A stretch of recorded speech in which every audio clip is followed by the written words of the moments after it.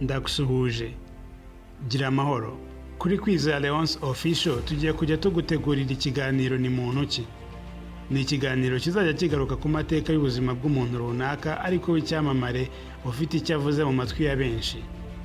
Ni muri urwo rwego muri ni muntu ki uyu munsi tugiye kugaruka ku mateka y'indwanyi kabuhariwe, akaba Operation Commander, akaba n'umuyobozi wa M23. Uwo nta wundi ni General Sultan Makenga. Banza ukore subscribe kugira ngo tujye tubana muri buri kiganiro dukoze. Muhaye ikaze. Sultan Emmanuel Makenga yavutse kuri Noheli y'umwaka w'1973.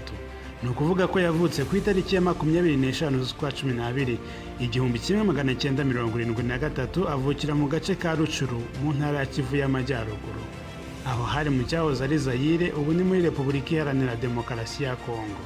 Gusa Sultan Makenga yakuriye mu ntara ya Kivu y'Epfo, akaba ari indwanyi kabuhariwe, akaba umuhanga cyane mu ntambara z'ishyamba no kugaba udutero shuma.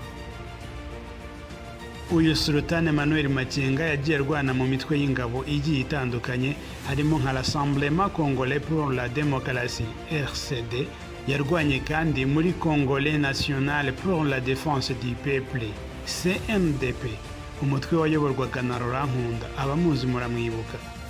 Mu mitwe yose Sultan Makenga yagiye abarizwamo nibwo yagendaga agaragaza ubuhanga bwe buhanitse mu kuyobora ingabo ndetse n'ibitero.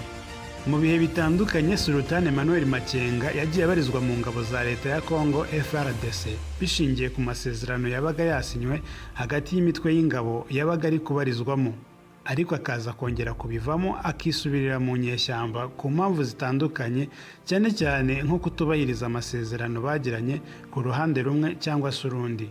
Nko mu 2007 habayeho guhuza ingabo hagati y'umutwe wa CNDP wa Laurent Nkunda n'igisirikare cya leta.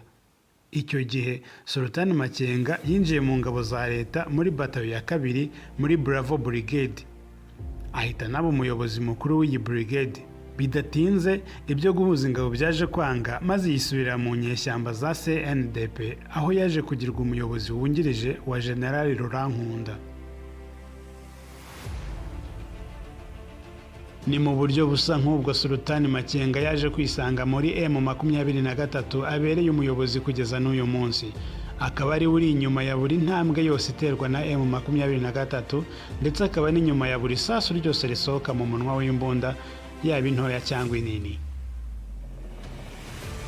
Mu yandi makuru, mu 2008 munsi y'ukuboko kwa Sultan Makenga, umutwe wa CNDP wishe abaturage b'abasivile bagera kuri 67 mu mujyi wa Kiwanja.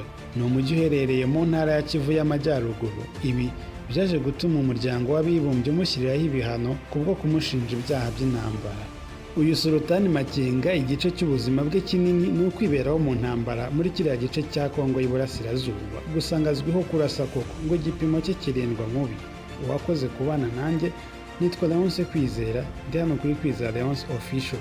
Nyamuneka ibuka gukora subscribe.